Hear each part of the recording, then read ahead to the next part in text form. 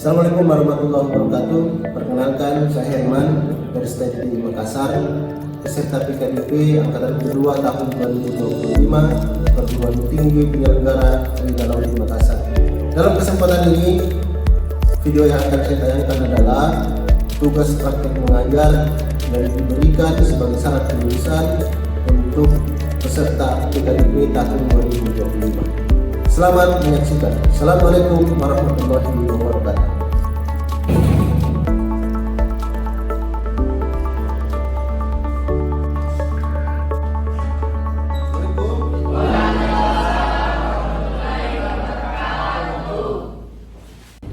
Bismillahirrahmanirrahim. Assalamualaikum warahmatullahi wabarakatuh. Waalaikumsalam warahmatullahi wabarakatuh. Bagaimana kabar semua, sehat? Alhamdulillahirrahmanirrahim. Wabillahi nasta'inu ala umuri nawadin. Mari kita senantiasa bersyukur kepada Allah Subhanahu wa taala atas segala nikmat dan karunia-Nya kita bisa dipertemukan. Salam dan salawat pada baginda Rasulullah sallallahu alaihi wasallam, Nabi yang diutus sebagai contoh suri teladan untuk kita semua. Oke, buat teman-teman sekalian supaya hari kita makin semangat, saya mohon untuk semua berdiri dulu. Kita berdiri sama-sama. Oke. 1 2 3. Tepuk tangan untuk kita. Teman-teman, saya mau absen dulu. Yahya, Sukri, Adil Pak. Arvin, Adil Pak. Setiawan, Adil Pak. Muhammad Akbar, Adil Pak. Sukawati, Hadir Pak. Kartika. Hadir Pak. Cukup itu saja. Teman-teman, saya mau absen dulu. Oke, teman-teman, di pertemuan kita hari ini, di pertemuan kedua, minggu lalu kita sudah kontrak kuliah dan juga sempat saya sudah singgung beberapa poin-poin penjelasan yang penting terkait dengan satu semester perkuliahan kita.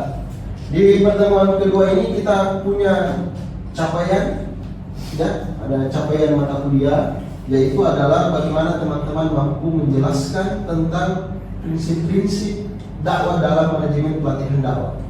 Jadi teman-teman, saya berharap supaya di pertemuan kedua ini sebentar kita akan diskusi, dan proses diskusi itu saya menargetkan di teman-teman supaya bisa memahami, bisa menjelaskan terkait dengan prinsip-prinsip dakwah dalam manajemen pelatihan dakwah. Di akhir perkuliahan kita nanti saya akan uji tingkat pencapaian mata kuliah ini sampai di mana. Oke, teman-teman sekalian, di minggu lalu sempat saya jelaskan terkait dengan pelatihan dakwah, terkhusus adalah manajemennya. Dan kita berangkat bahwa aktivitas kita hari ini itu tidak bisa terlepas dari satu kata, yaitu dakwah. Dan sempat saya jelaskan juga di minggu lalu apa sebenarnya dakwah itu. Ada yang masih ingat apa itu dakwah? Silakan. Apa? Artinya mengajak, menyeru, dan memanggil. Baik. Dari kata itulah yang kemudian kita bisa berangkat bahwa ada menyeru, ada memanggil, ada mengajak. Semua orang itu bisa mengajak, semua orang bisa memanggil. Nah, dalam fokus pengembangannya adalah mata kuliah kita manajemen dakwah. Manajemen dakwah itu supaya bagaimana dakwah, proses memanggil, proses mengajak, proses menyeru itu harus di-manage, harus punya metode, harus punya strategi. Supaya apa? Supaya seruan itu tepat sasaran, supaya seruan itu tepat pada targetnya, supaya komunikasinya sampai gitu. Ada yang masih ingat? Minggu lalu saya juga jelaskan apa perbedaan antara komunikasi dengan dakwah. Ada yang masih ingat? Apa bedanya dakwah dan komunikasi? Bedanya di mana? Ada yang masih ingat? Bedanya adalah di sumber informasinya atau sumber komunikasinya. Kalau dakwah sumbernya dari Al-Quran dan hadis. Kalau komunikasi dia sumbernya di mana saja, tidak terikat dengan Al-Quran dan hadis. Kita mengajak pada keburukan, nah itu komunikasi juga. Tapi kalau dakwah enggak, karena dakwah punya realnya, punya garisnya, dan kita mesti berkomunikasi dengan garis-garis itu. Dan itulah yang menjadi pembahasan kita hari ini, yaitu berkaitan dengan prinsip-prinsip dakwah. Prinsip-prinsip dakwah itu bisa menjadi dia adalah real. Prinsip itu adalah titik tumpu kita. Kalau kita mau keluar, kita mesti kembali ke prinsip. Jadi kalau ada komunikasi yang ada proses komunikasi yang menyentuh atau keluar dari dakwah, kita mesti masuk dalam prinsipnya, tidak boleh keluar. Dan itulah pembahasan kita hari ini, yaitu adalah prinsip-prinsip dakwah dalam manajemen pelatihan dakwah. Sudah siap presentator hari ini? Siapa yang presentasi hari ini? Silakan angkat tangan. Ada 3 orang. Nah, 3 orang. Nah, sebentar kita mau diskusikan sama-sama terkait dengan prinsip-prinsip dakwah dalam manajemen pelatihan dakwah. Baik teman-teman, sudah hadir di tengah-tengah kita kelompok 1 yang akan membahas terkait dengan prinsip-prinsip dakwah dalam manajemen pelatihan dakwah. Bismillahirrahmanirrahim. Assalamualaikum warahmatullahi wabarakatuh. Waalaikumsalam warahmatullahi wabarakatuh. Dan syukurillah mabad, bersyukur kepada Allah Subhanahu wa taala dengan mengucapkan alhamdulillah, kemudian bersalawat kepada Nabi dengan mengucapkan Allahumma shalli wa sallim wa barik alaihi. Baik teman-teman sekalian, kami dari kelompok 1 akan mempresentasikan hasil makalah kami, yaitu prinsip-prinsip dakwah. Adapun poin pertama akan dijelaskan oleh teman kelompok saya itu Sukran. Silakan. Ya baik, langsung saja saya akan membacakan materi pada hari ini. Adapun yang pertama yaitu hikmah atau kebijaksanaan.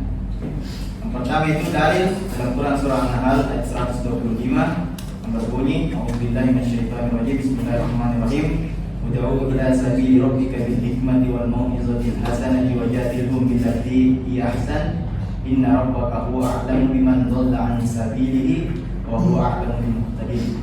Yang artinya, serulah manusia ke jalan Tuhanmu dengan hikmah dan pengajaran yang baik, serta dapatlah mereka dengan cara yang lebih baik. Sesungguhnya Tuhanmu dialah yang paling tahu siapa yang tersesat dari jalannya, dan dia pula yang paling tahu siapa yang mendapat petunjuk. Adapun penjelasan yaitu hikmah. Hikmah adalah kemampuan atau menyampaikan dakwah dengan cara dan waktu yang tepat, mempertimbangkan kondisi psikologis dan tingkat pemahaman mad'u atau objek dakwah. Dari poin kedua itu mau'izah hasanah, nasihat yang baik, menyampaikan dakwah dengan lembut, santun dan penuh kasih sayang, menghindari celaan, cacian atau cara kasar. Nasihat yang disampaikan menyentuh hati dan relevan dengan kondisi masyarakat. Ketiga, mujadalah billati hiya ahsan, diskusi dengan cara yang baik, menyampaikan dakwah melalui dialog dan diskusi yang sehat, tidak menyerang keyakinan orang lain, tapi menggunakan argumen yang logis dan etis, menunjukkan sikap terbuka dan tidak memaksakan kehendak. Itulah tadi pembahasan saya akan.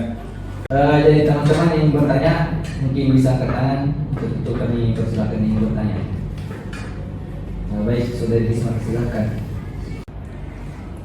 Baik, terima kasih atas kesempatan yang diberikan oleh moderator.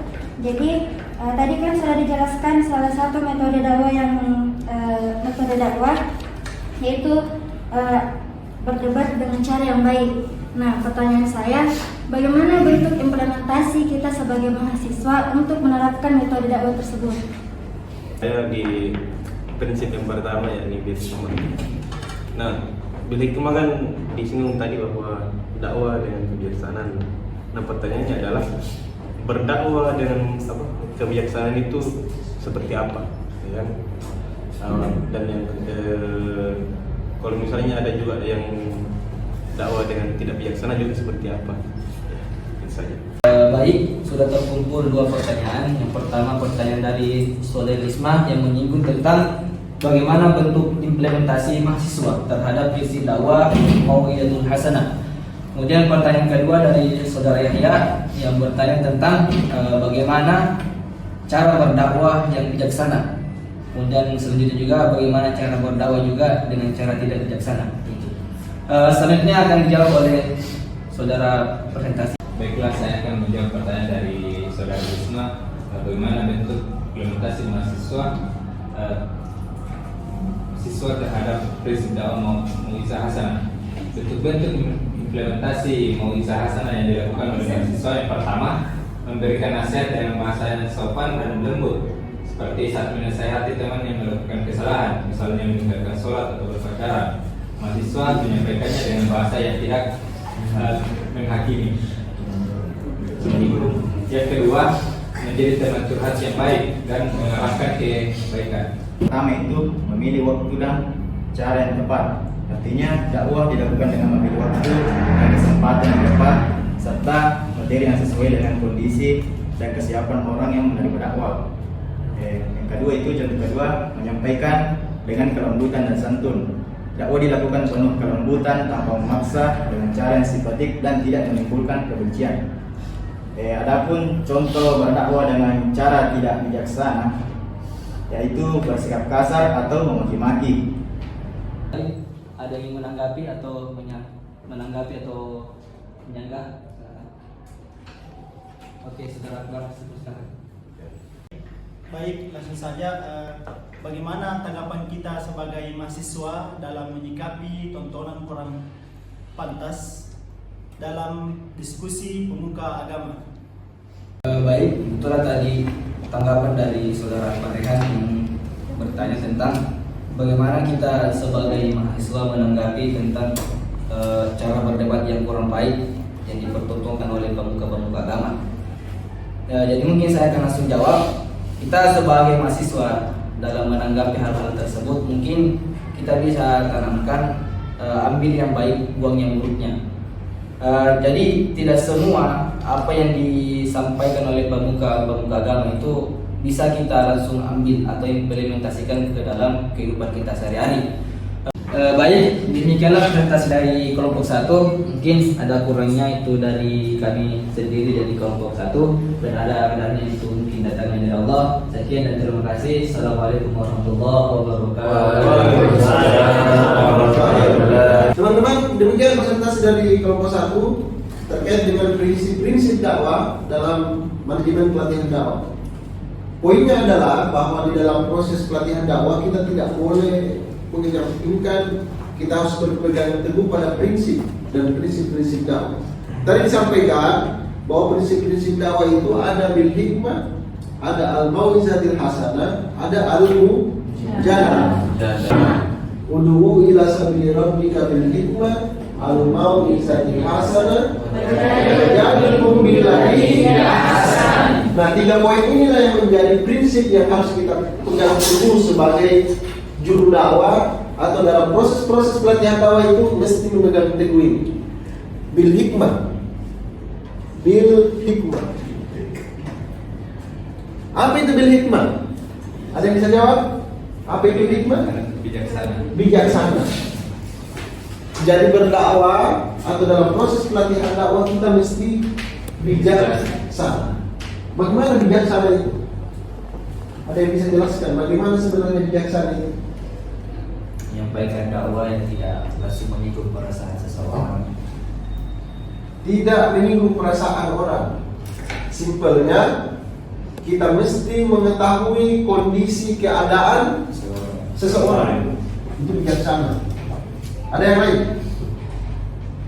Ada yang lain?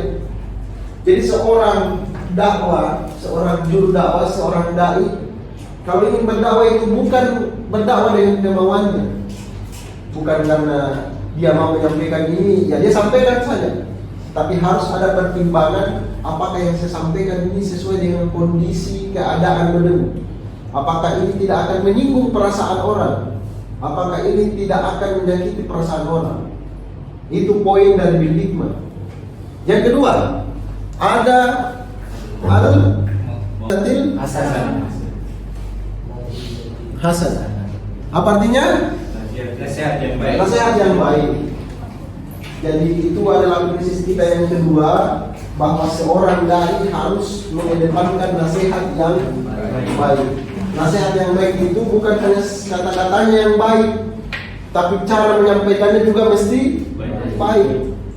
ada yang menyampaikan pesannya baik, tapi cara menyampaikannya tidak baik, maka itu akan ada miskomunikasi. Makanya ada yang biasa bilang, maksudku baik, Ji.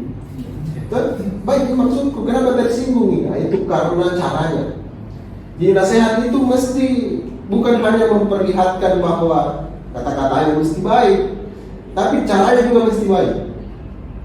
Nah itu paket antara cara dan nasihat kata-kata itu mesti berjalan seiringan. Itu juga fungsinya kita belajar terus, bukan hanya sekedar mempelajari teorinya. Kita mesti memperkaya nasihat, kata-kata atau nasihat-nasihat yang baik itu bagaimana, ya toh? Dan cara menyampaikannya bagaimana, supaya kita tidak ada dalam keadaan-keadaan yang mengharuskan kita sedikit-sedikit klarifikasi. Kadang kita menganggap, kenapa anda kasih begitu, padahal tadi itu maksudku baik. Iya maksudmu baik, tapi kan pembawaannya atau caranya yang kurang baik. Jadi abil hikmah al-mau'izatil hasanah. Yang ketiga al-mujadalah. Apa itu al-mujadalah? Berdiskusi dengan yang baik. Menarik tadi pertanyaannya ataupun tanggapan yang disampaikan. Bagaimana kita sebagai anak muda menanggapi proses-proses diskusi di media, karena yang sekarang banyak sekali di media mainstream, di televisi, dan juga di media sosial. Sebagai anak muda harus menanggapi dengan bijak. Bijaknya bagaimana? Ya kita perhatikan saja baiknya. Dan kita harus masuk dalam kondisi kita jangan sampai mempraktikkan hal yang sama. Bahwa ternyata ketika kita juga nanti misalnya ada di dalam posisi itu, orang di luar kita itu justru tanggapannya buruk terhadap kita. Dan bukan hanya personal yang buruk adalah agamanya yang dicaci. Islam kenapa begini? Oh Islam begini yang diajarkan. Padahal yang bicara itu si A, yang bicara si B, tapi yang jelek itu adalah agama. Jadi proses menjaga agama itu juga menjaga Islam kita, ya, dengan mempraktikkan itu, dengan menunjukkan hal-hal yang baik itu.